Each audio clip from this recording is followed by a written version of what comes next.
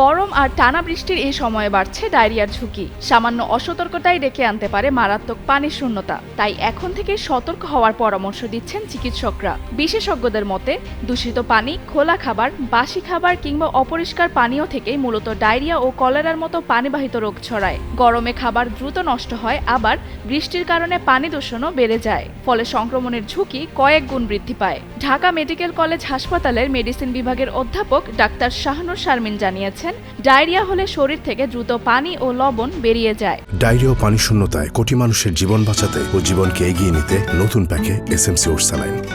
সময় মতো চিকিৎসা না নিলে কিডনি সহ গুরুত্বপূর্ণ অঙ্গ ক্ষতিগ্রস্ত হতে পারে। ডায়রিয়া শুরু হলেই সবচেয়ে জরুরি হলো খাবার স্যালাইন পান করা, পাশাপাশি স্বাভাবিক খাবার খাওয়া চালিয়ে যেতে হবে। শিশুদের ক্ষেত্রে মায়ের বুকের দুধ বন্ধ করা যাবে না, তবে চিকিৎসকের পরামর্শ ছাড়া অ্যান্টিবায়োটিক খাওয়া উচিত নয়। যদি বারবার ডায়রিয়া হয়, স্যালাইন খেয়েও বমি হয়, প্রস্রাব কমে যায় অথবা রোগী অতিরিক্ত দুর্বল ও নিস্তেজ হয়ে পড়েন, তাহলে দেরি না করে দ্রুত হাসপাতালে নিতে হবে।